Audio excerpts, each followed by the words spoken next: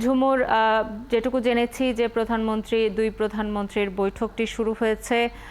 এর আগেও সংবাদ সংযোগে আপনি জানিয়েছিলেন, তারপরেও এখন এই মুহূর্তে যেই দর্শকরা আমাদের সঙ্গে যুক্ত হয়েছেন তাদের জন্য আবারও একই প্রসঙ্গ একটু জানাবেন যে কি কি সমঝোতা স্মারক এবং চুক্তি এই বৈঠকে সই হতে পারে এবং কি কি আলোচনা হতে পারে। দেখুন, আলোচনাটি কিন্তু ইতিমধ্যে শুরু হয়ে গেছে। অর্থাৎ সর্বোচ্চ লেভেলের যে আলোচনা দ্বিপাক্ষিক বিষয়ে, যেখানে কিনা রাজনৈতিক সিদ্ধান্তগুলো হয়ে থাকে, অর্থাৎ শীর্ষ পর্যায়ের সিদ্ধান্ত, সেটি কিন্তু ইতিমধ্যেই শুরু হয়ে গেছে এবং সেখানে দুই দেশের নেতৃত্ব দিচ্ছেন নরেন্দ্র মোদী এবং ওই ভারতের এবং বাংলাদেশের প্রধানমন্ত্রী শেখ হাসিনা।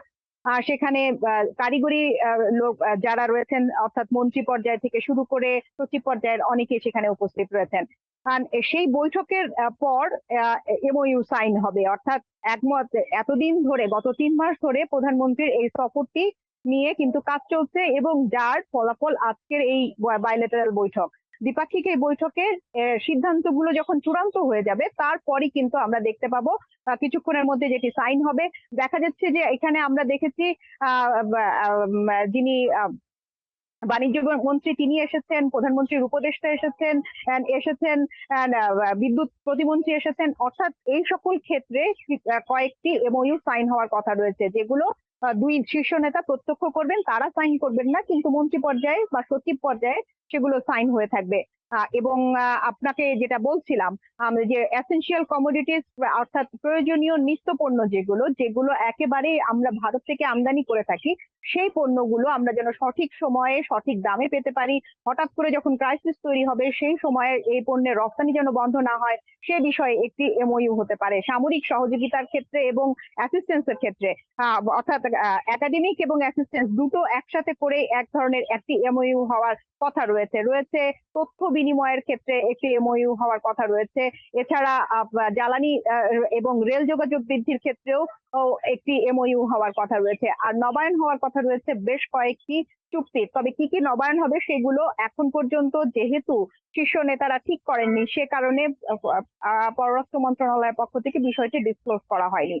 সর্বোচ্চ যেটি পর্যায় থেকে যেটি বলা হচ্ছে যে তিস্তার বিষয়ে একটি রূপরেখা আমরা পেতে যাচ্ছি, যেটি কিনা এই বৈঠকের পর হয়তো আপনার দুই নেতা যখন সকলের সামনে কথা বলবেন, তখন এটি বের হয়ে আসবে যে তিস্তার বিষয়ে আসলে ভারত আমাদেরকে কতটুকু সহযোগিতা করবে বা আমরা ভারতের কাছ থেকে কতটুকু সহযোগিতা নেব।